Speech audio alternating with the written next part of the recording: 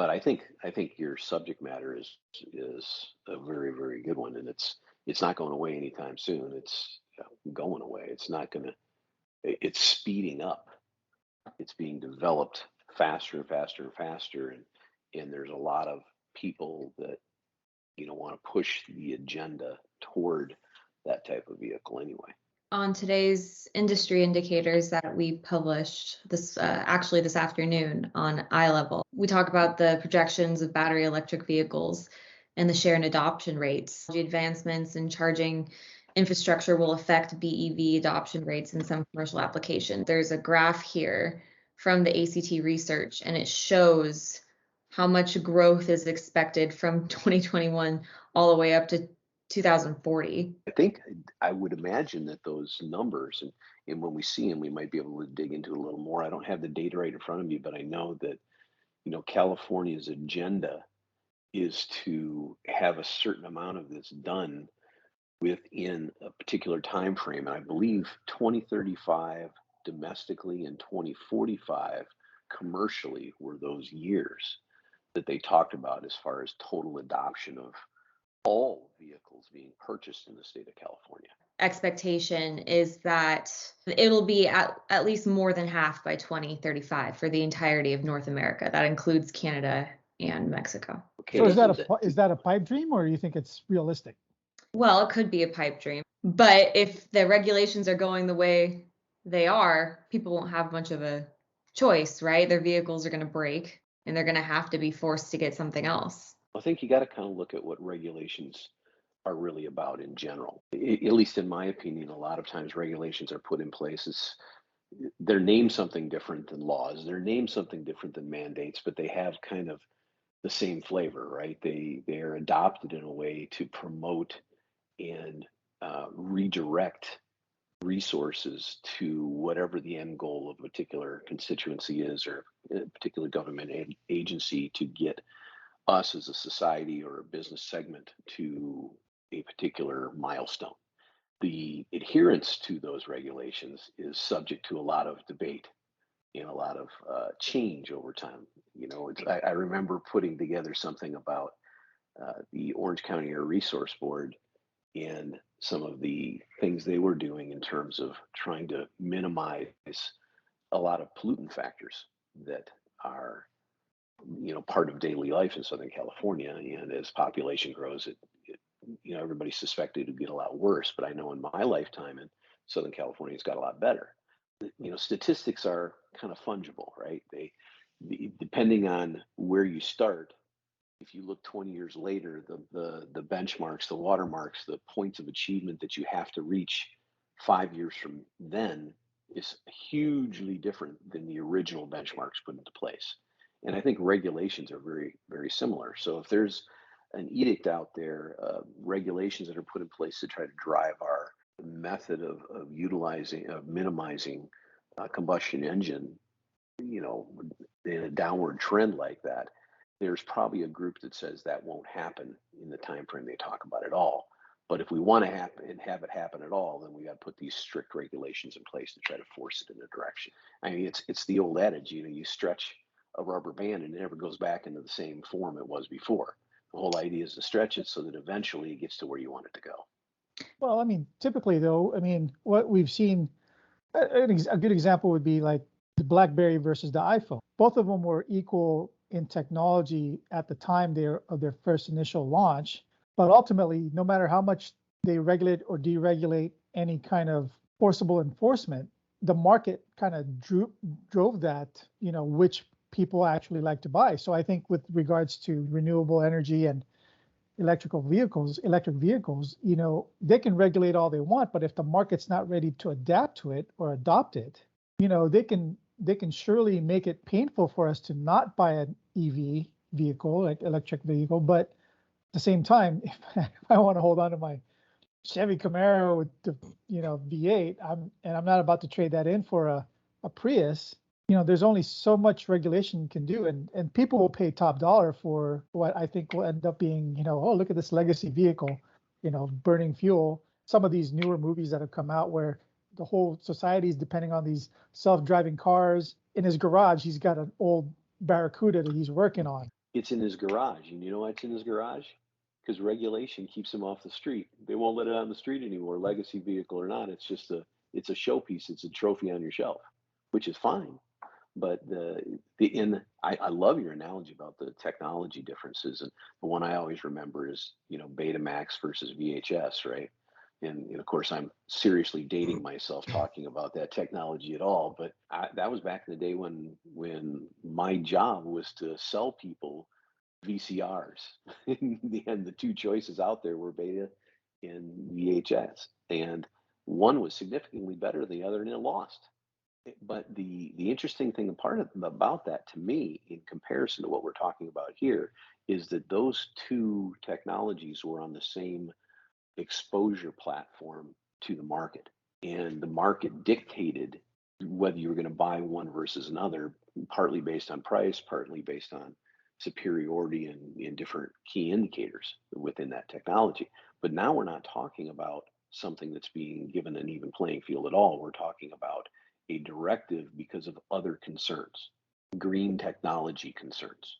There's a layer of politics and forward thinking goaling that has nothing to do with putting something on the level playing field. So, and I'm not suggesting one is better than the other, and I'm not even going down that road. I think the genie is out of the bottle in terms of a lot of these technologies, and there's a serious push for electric vehicles, both domestically and commercially. The question isn't whether it's coming. The question is when, and will regulation push it to come faster, or won't it? Let me just throw one more oldie on there.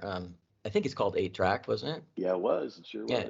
was. And it goes to each of the other two technologies you mentioned. You kind of compared the worth and value based on performance and technological development, whereas in green technology is primarily pushed by Democrats and primarily opposed by Republicans, not always, but primarily. And I don't recall any of that happening in the 70s and 80s. So the market has less value to us in terms of leverage to understand how this might work.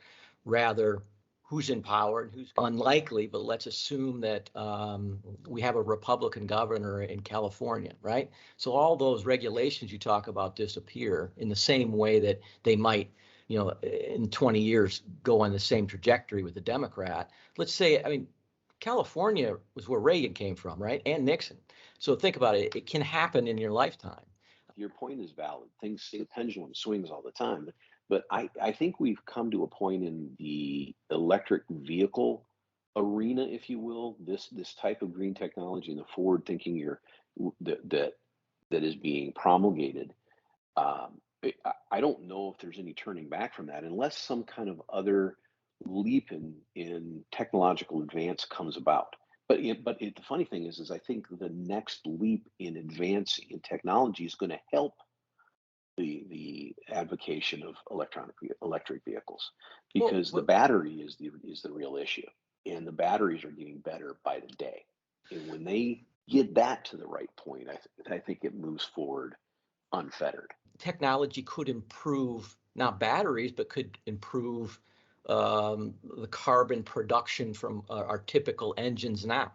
And so we wouldn't have to go so drastically to plugging our cars into our, everybody gets excited about. I'm not excited about coming home and plugging my car in. Can the electric grid handle millions of cars being plugged in, let alone do we have the resources to put up an infrastructure for everybody to stop and plug in? And how fast will that take? So I think that's a very optimistic projection by ACT. Maybe it will start first in the trucking business, then slowly move to consumers.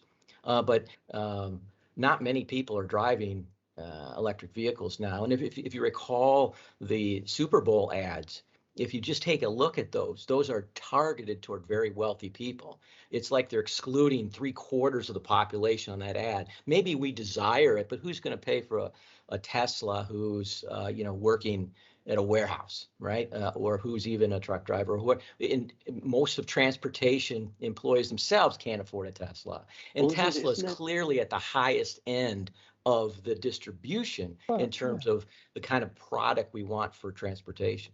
who's got the money to buy a GMC GMC / Ford truck at $80,000, $90,000 because it's electric, Goodness But gracious, that's a lot of that's money. where these subsidies come into play, though, because there's so much money in the infrastructure bill and all these other things that go on to throw at the to try to get that type of industry to a tipping point where it can start to bring down the cost of creation, right? Because that's what we're really talking about here. I've been in discussions with a infrastructure EV company of late in Southern California. They're a not just a proponent of EV, but they're one of the main infrastructure groups, not creating the vehicles, but creating the power stations to support those vehicles. There is no infrastructure for this. There's a lot of money, earmarked for it, but we know how that goes. It's earmarked now for that, and the cost of doing that's going to rise exponentially. I mean, it's right now you can buy a Class 8 vehicle, and you can fill it up with diesel at every other corner in Southern California and at incremental spots as you cross the nation, right? But if you have a vehicle, number one, you're restricted on how many miles you can go, so you better have the station space just right. But number two, there's only a handful of places you can do it. And what a lot of companies are doing now in the trucking industry is that are starting to get into this type of vehicle is they're getting mobile charging stations. And there's a whole lot of city ordinance restrictions on doing that. You have to have a certain power coming into your facility to do that. So you think about that more simply, you're basically buying these trucks and then having to buy the gas station to put in your yard to power those trucks. If you add another layer to that, right? So if you are doing final mile for these trucks and you have all these EV tractors, right? What's to say Walmart's going to go, hey, we'll just put a bunch of power cells up on the roof and put a bunch of batteries on the walls of our warehouse. When you pull in, you can plug in, but it's going to cost you X amount of dollars. It's going to take it off the delivery charge because we're charging up our EV. But initially, and I'm sure a lot of people that are smarter than us in this particular arena have been talking about this in terms of what they need to do to get this infrastructure going properly. One of the things they're thinking is that the Walmarts, use Walmart as an example, say the big DCs of the world, the big receivers or retail guys of the world, they will put those cells up to recharge and do all those things for you, but they will do it as a part of their KPI to manage their emissions out of their facilities, because they are required through regulation to only adhere to a certain level of emission from their facilities in total. And that includes the truckers that come into their facilities. So if you have an option to let somebody plug in for a few minutes while they're being unloaded for an hour to help that whole recycled situation, plus all these guys at the same time are starting to invest in assets. And there's a component of this that gets me excited about it, because anytime you have a change in technologies, and anytime you have not just a change, but a sea change in technology, there's a marketing aspect to that should not go unnoticed. We talk about driver shortages, whether you believe they're real or they're not. They're still a part of, a component of what we have to talk about in the supply chain field.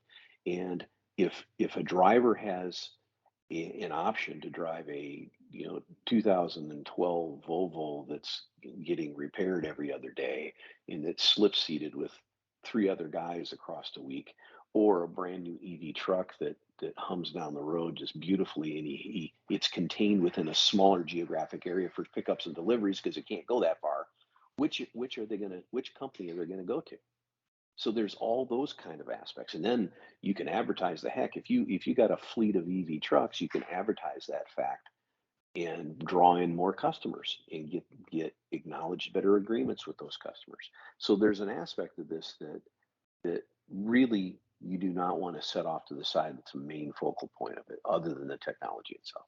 Yeah, the three of you have also, you've brought up the very logical aspects, I think, of the entire EV discussion in the transportation industry. But I think another thing to really consider is the public perception of companies that are all throughout the supply chain. I think more than ever, consumers are paying attention to not just where they're buying their products, but how their products were made. And it's only sooner or later before the question is asked, well, how did it get from point A to point B?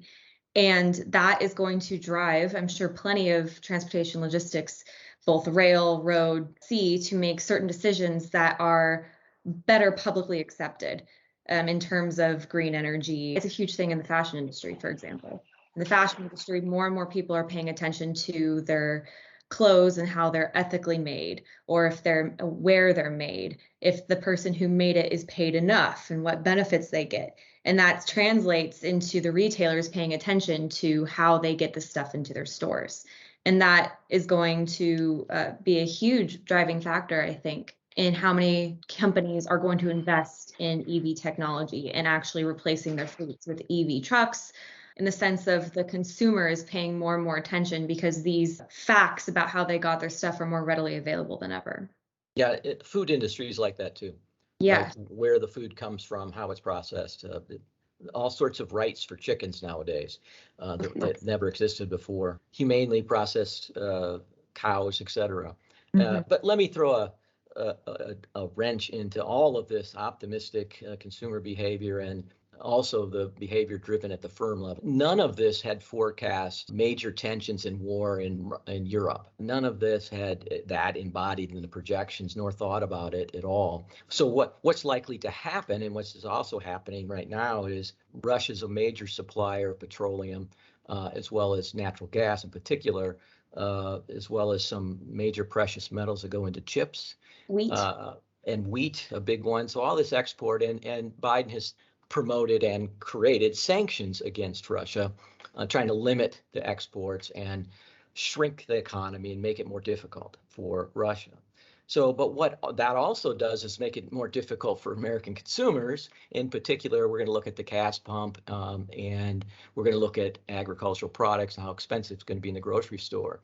Suddenly, these exotic notions about autonomous vehicles and electric plugging into your, your garage, now you kind of throw out the window because they're very expensive, but everything's expensive now, right? So where do you think this goes? So that projection that we just saw didn't assume any of this. Where do you think it goes now if Russia looks like it's going to take over the capital of Ukraine today? It'll move into that territory, and you could have a prolonged war in Europe.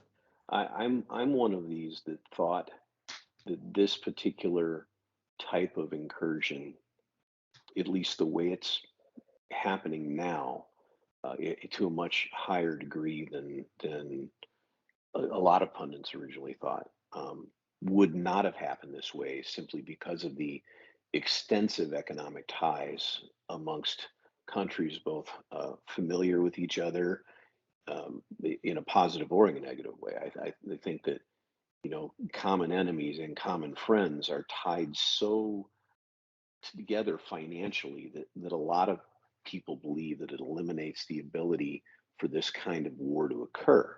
And I think there's a couple of things that people don't recognize in that. And part of it is a Western society bias. We've talked for the last few minutes about all these wonderful technological advances, including things that I used to think were wonders like HRX and Betamax, right?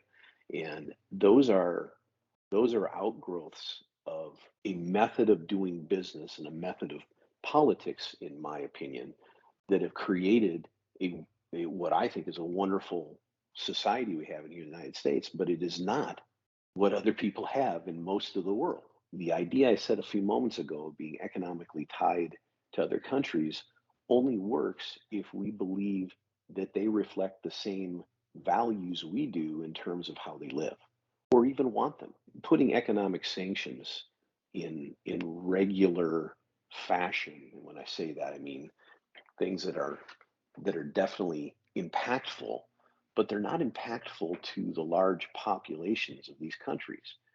The economies of most of the rest of the world from an energy level are not based on the things we're talking about for the future here in the United States. And so we've got in our society these two opposing directions we're trying to go at the same time.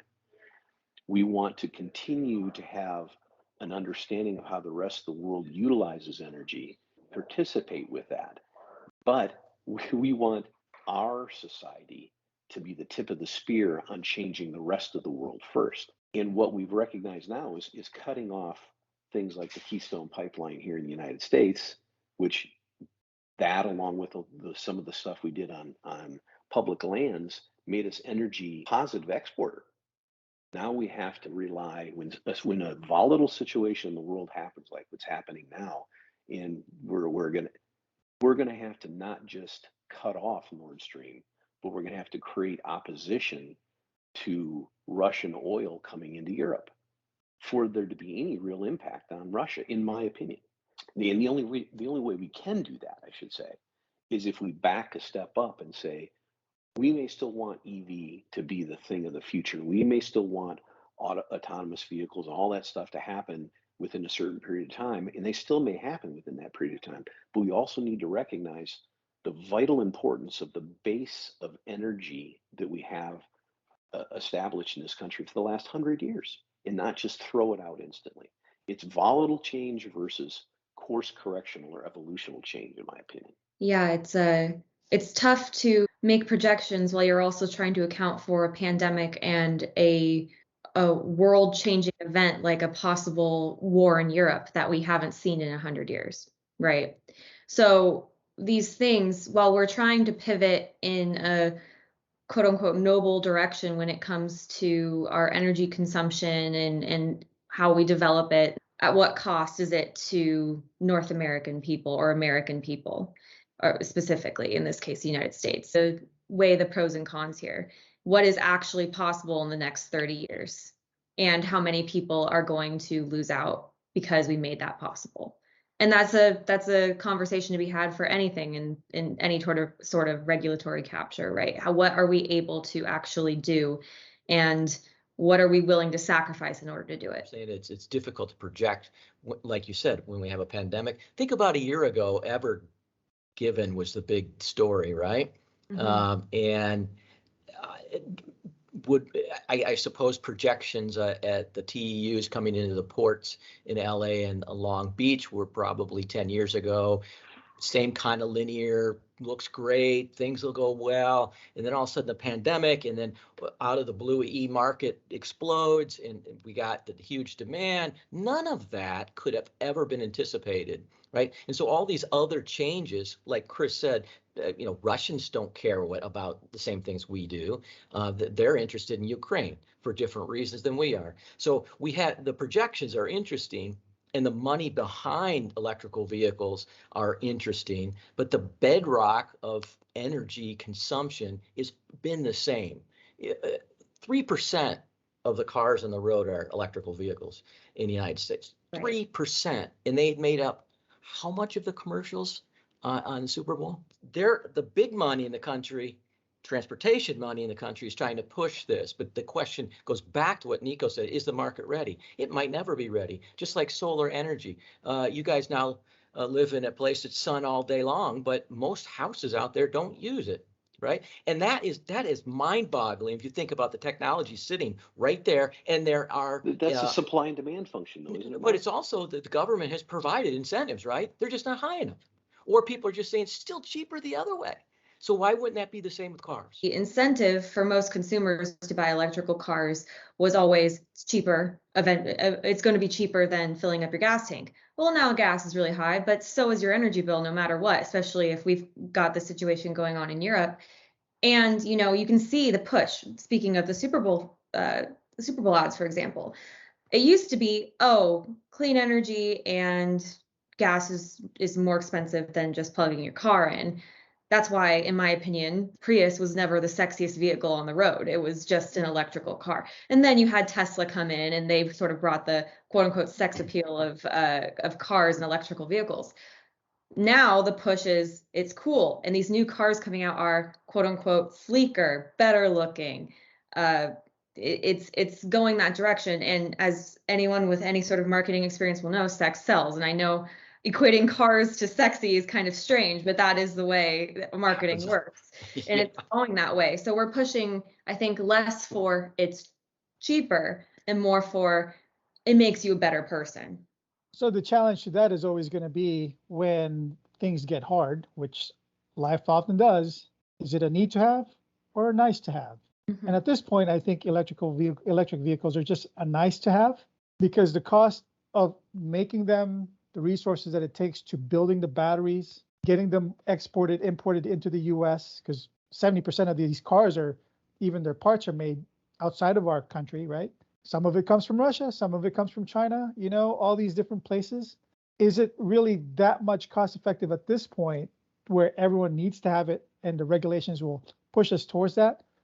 Or is it still nice to have where only a handful of people can really afford to get them, and everyone else is like, man, give me my aluminum block 4-cylinder, dinosaur powered motor, so I can get to and from work, so I can make money put money on the table, which I'm not making as much because everything's costing more because of hard they're going to times. just call you Fred Flintstone, Nico. Yeah. Well, listen, I'm not arguing against electrical vehicles, and I think they're great. I'm just saying that the tremendous propaganda that I read every day about it is just over the top, and it makes me question why they're pushing so hard. And it's resources, excuse me, it's those who want to profit from it. But Ford's doubled down to an extent that I think they're way off on a limb. They're pushing their trucks, electric trucks, and they're trying to convert traditional male kind of big macho machine into, they'll pick electric. We'll see, right? Well, I think that Jenny said something a few moments ago about regulatory capture that I think puts this in the right framework, because and I've talked about this before, how I feel like there's this overriding circumstantial sea change of life that partly the pandemic created and partly what I believe is overreach on the part of a lot of governments of not the United States, but of the world, and the dictating certain things to have happen for the betterment of society, whatever that is, whatever that's defined by whoever's defining it. But the challenge is that the ones that can adhere to the regulations that come down the pipe, and the amazing view of these large companies that say, oh yeah, we're all for this or we're all for that. Well, when you reel it back in and look at it real closely, you start to understand that they're all for it because they know they can afford to do so, and that their gain in this is not only some future financial boondoggle with new technologies, but it's the rest of the pie that the small and mid cap companies have to deal with. All these things that we started talking about on the electric vehicle side, are things that are, nothing's easy, but much more easily attained, managed, and developed and grown within the confines of larger companies, transportation companies. So why would they be against any of that? Now, they also recognize, to Nico's point a minute ago, that stuff comes from all over the world. And certainly with what's going on in Russia and Ukraine right now, in kind of the view that a lot of people have that the next step in the world stage is China to Taiwan. Well, all you have to do is recognize that it takes 100 times more chips to create an electric vehicle than it does a diesel vehicle. 100 more chips that are all made in Taiwan. So there's a whole layer of complexity there about getting the resources together, and forget the natural resources, the mineral resources that are in places like Ukraine and China.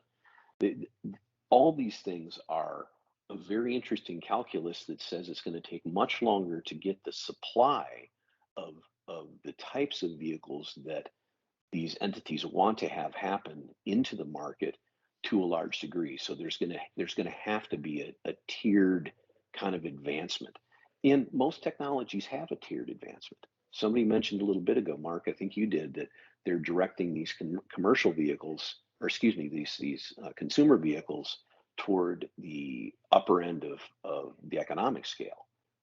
That's kind of always been true, right? Back to the VCRs and Betamax that I used to sell. Believe it or not, I remember people coming in and wanting to buy $1,000 VCRs. Yeah. I mean, nowadays, I mean, you think about it in terms of printers. The printer is of less value than the cartridges you put in the printers these days. It always starts that way, and it has to reach a tipping point and a scaling point to be able to manufacture something to bring the cost down. It's true with almost anything. But I think in this instance, there are other factors that we're not taking into account. And those couple of other factors are the people that are involved in regulatory capture, which is, I think, frankly, the bane of our existence in most industries, really. And you can call it different things in different industries, but it comes down to the same thing. It comes down to the fact that the people that are being regulated are the ones that are regulating. That's kind of, it's a circular kind of thing. Sure. It's like Congress voting in their own pay raises all the time. That kind of thing. And then coupled with the fact that we just don't have the resources to put together the vehicles necessary to reach these goals, tells me that this is going to be a very, very long, slow process. I think there's going to be a lot of money thrown at stuff that, who mentioned the solar thing a little bit ago? Because I've lived in Southern California and Arizona, and the way the subsidies work are extremely different. And I recognize right away that that's probably one of the reasons that people in Arizona don't get as much solar as in California. The utility agencies in Arizona get a larger portion of the subsidy than the people putting it on their roof. So the people on their roof are making that calculation that it's not as necessary because of that. And here in San Diego specifically, San Diego Gas and Electric has put in new policies where you can't sell the electricity that you over generate from your solar back to the grid. Now it's like they're still, now their bill might not be $200 during winter anymore, but it's still $60, $70. Whereas 2 years ago, it was like they owe us money or we're credited 20 or 30. That's not happening anymore. Regulations that are good and regulations that are not so good. There's no mom and pop shop nowadays that develop a new battery or develop a new solar panel roof tile or solar panel fiber that goes on top of your car to charge the battery. A small mom and pop guy can come up and do engineering with that, but ultimately they'll come to a certain point where they've got venture capital investing, they got level 2, level 3 venture cap, they go public, and then the technology is, all right, well, it's at that point now where the big guys will want to buy that technology. And then now it's back to the big companies all over again. But there's got to be a certain amount of dollars going to the people that already have those dollars that control the regulations. That's my whole point. Yeah. So the only way these technologies change, I watched a professor in 1985, 86 talk for 3 hours about hydrogen vehicles. And I remember taking copious notes on it, not on a computer because it was 1986. Anyway, the fact is that everything he was talking about was totally viable, totally feasible. The ability to do it was all there, but there was no will to create something like that because it would take down. The only ones that are going to create something like that are the ones that already have captured the entire industry, the automotive industry in that case. Actually, crazy new technologies are the way we do find our way out of certain things. People are amazing. They come up with unbelievable engineered solutions. The way our federal government does things, if they can't push a mandate, then they request more than gently the public sectors or the states to put mandates. That's what ends up happening. That's what's happened throughout this pandemic.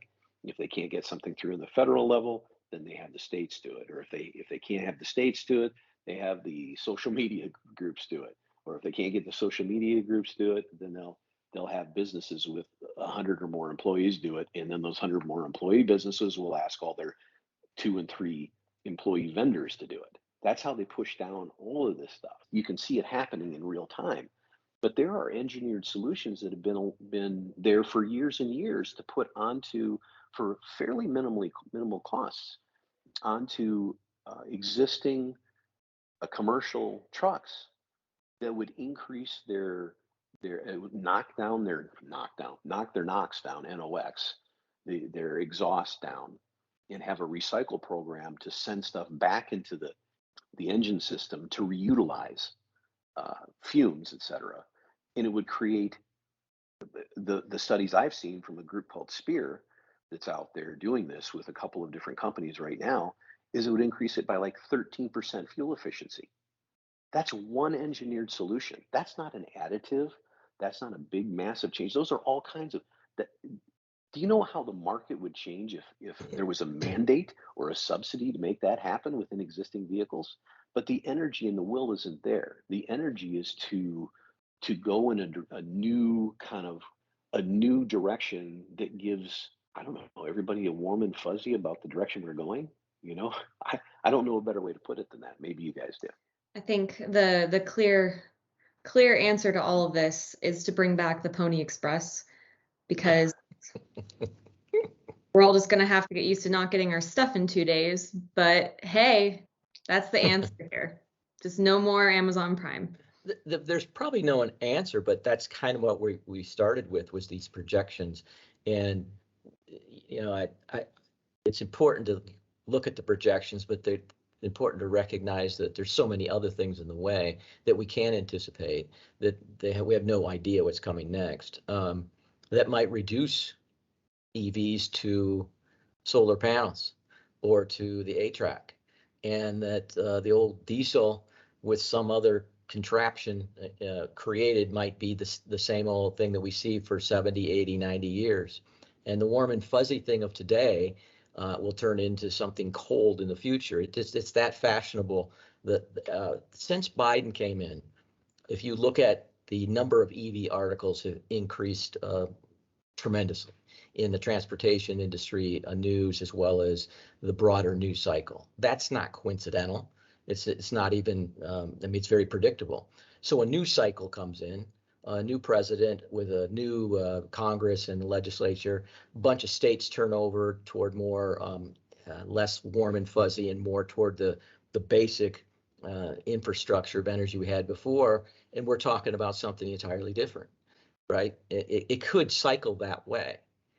Let me ask you this, as transportation logistics experts, would there be a disruption in the trend towards EV if someone came up with a diesel engine that could go 1,000 miles per gallon? Yeah, I mean, sure. would that rock everybody's world? For I mean, sure. maybe not 1,000 miles per gallon, maybe 500 miles per gallon. It would definitely create a divide in people who would prefer that. To create an automobile that can cross the country in one tank. My goodness, I think that would set back EV by a long shot. It's going to be interesting to me to find out how this happens, because does anyone on this conference call know the number one way electricity is generated in the world today? Coal? You got it. And nobody wants to think about that when they're flying their planes around. They're talking about carbon capture or carbon credits or EVs or any of this stuff they want to talk about. They don't want to back it up.